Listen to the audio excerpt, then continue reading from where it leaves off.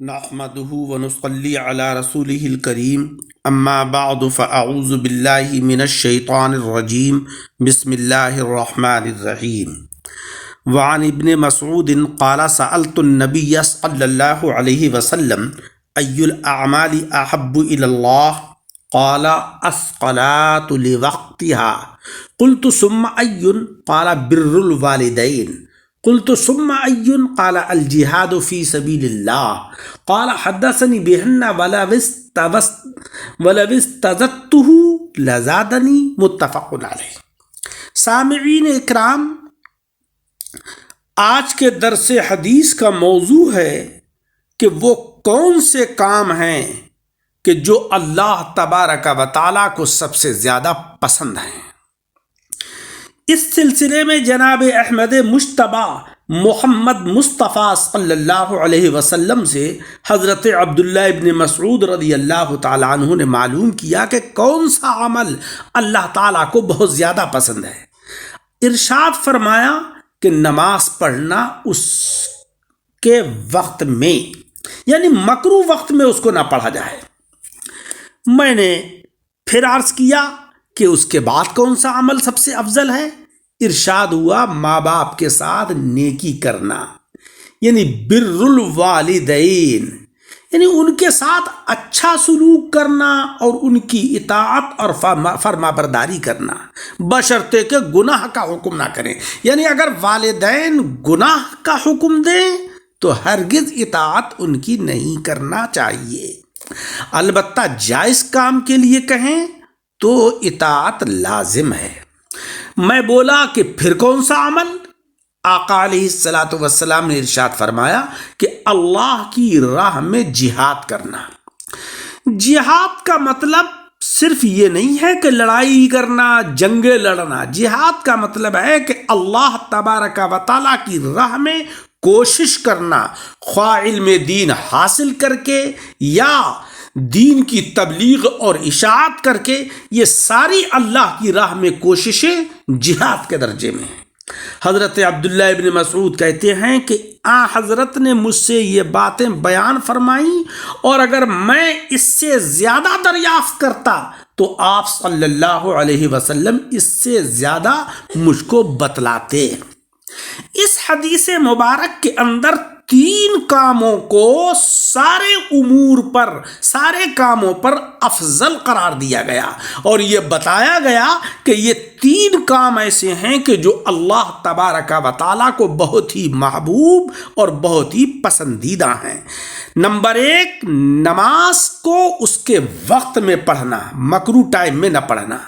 Number 2، والدین کی اطاعت کرنا، ان کی خدمت کرنا، ان کے حکم کو ماننا۔ نمبر 3، اللہ کے دین کی اشاعت کے لیے جد و جہد کرنا، کوشش کرنا۔ یہ سارے وہ اعمال ہیں کہ جو افضل ترین ہیں۔ اس بارے میں متعدد اور مختلف حدیثیں منقول ہیں کہ کون سے اعمال سب سے افضل ہیں۔ یہاں پر ان تین چیزوں کا ذکر کیا گیا اس حدیث میں۔ بعض حدیثوں میں یوں آیا ہے کہ اسلام کی تبلیغ اور اشاعت کرنا، ضرورت مندوں کو کھانا کھلانا، اور رات میں جب کہ لوگ محو خواب ہوں، سو رہے ہوں، نماز پڑھنا، یہ اسلام کے بہترین اعمال ہیں۔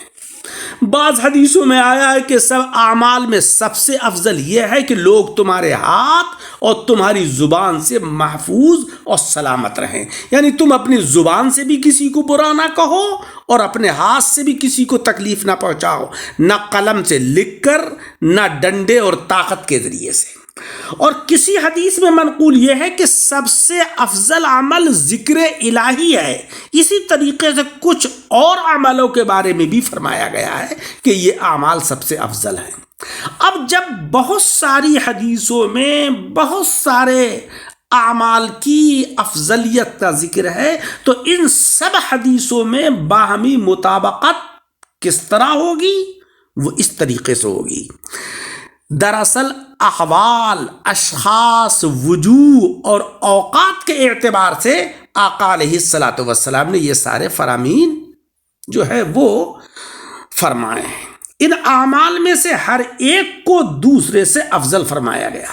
جس وقت اور جس حالت کا جو تقاضا تھا، یا جس شخص کے مزاج اور رغبت کی جو مناسبت تھی، یا جس موقع اور محل کی جو ضرورت تھی، اسی اعتبار اور لحاظ سے آپ نے کبھی کسی عمل کو سب سے افضل فرمایا اور کبھی کسی دوسرے عمل کو افضل فرمایا۔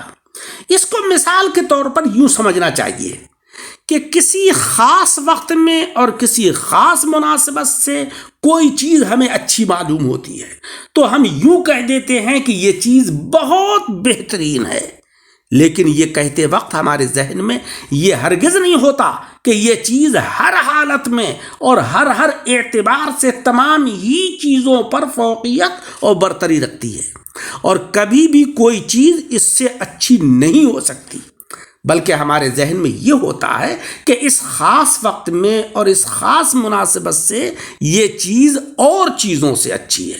مثلا جس موقع پر خاموشی اختیار کرنا مناسب ہوتا ہے تو وہاں کہتے ہیں کہ خاموشی اختیار کرنے سے زیادہ اچھی اور کوئی چیز نہیں۔ اسی طرح ان حدیثوں کے بارے میں سمجھنا چاہیے کہ ہر ایک عمل کو اس کی حالت اور اس کے موقع کی مناسبت کے اعتبار سے افضل فرمایا گیا ہے۔ ایک وہ موقع تھا کہ مخالفین اسلام کا ظلم ہو رہا تھا، اسلام اور مسلمانوں کی بے خونی کے منصوبے بن رہے تھے، یعنی ابتداء اسلام میں، تو اس وقت جہاد کو سب سے افضل عمل قرار دیا گیا اور اسی عمل کو لوگوں کے مناسب حال سمجھا گیا۔ ایک وہ موقع تھا کہ غربا بھوک سے بے حال ہو رہے تھے اور کچھ لوگوں کا فقر و افلاس بہت زیادہ توجہ کا متقاضی تھا، تو اس وقت اللہ کی راہ میں مال نکالنے کی طرف راغب کرنے کے لیے آقا علیہ السلام نے فرمایا کہ خیرات کرنا، غریبوں کو کھانا کھلانا سب سے افضل کام ہے۔ جب موقع ہوگا کہ اللہ کا قرب اختیار کیا جائے، یعنی نماز کا وقت ہو، تو اس وقت نماز پڑھنے ہی کو سب سے افضل قرار دیا جائے گا۔ حاصل یہ ہے کہ حالات اور مواقع کے اعتبار سے وجوہ اور نوعیتوں میں جو اختلاف ہوتا ہے، اسی کے اعتبار سے احادیث میں مذکورہ اعمال اپنی اپنی وجہ اور نوعیت کی بنیاد پر دوسرے اعمال سے افضل قرار دیے گئے ہیں۔ یوں تو وہ اعمال جو احادیث مبارکہ میں مذکور ہیں وہ سب کے سب اللہ تبارک و تعالیٰ کی بارگاہ میں پسندیدہ ہیں، ان کو اختیار کرنے سے اللہ کا قرب حاصل ہوتا ہے، خواہ نماز پڑھنا ہو، خواہ والدین کی اطاعت کرنا ہو، یا اللہ کی راہ میں دین کی اشاعت کے لیے نکلنا ہو، لوگوں کو اپنی زبان اور اپنے ہاتھ سے محفوظ رکھنا ہو۔ یہ سارے وہ اعمال ہیں کہ جن کو جب بندہ اختیار کرتا ہے تو اللہ تبارک و تعالیٰ کی رضا اور خوشنودی کے تاج ایسے لوگوں کے سروں پر آراستہ ہوتے ہیں، اور یہ لوگ زمانے میں معزز اور باوقار قرار دیے جاتے ہیں۔ اللہ تبارک و تعالی ہم سب کو احادیث مبارکہ کی تعلیمات کے اوپر عمل کرنے کی توفیق عطا فرمائے۔ آمین بجاہ النبی۔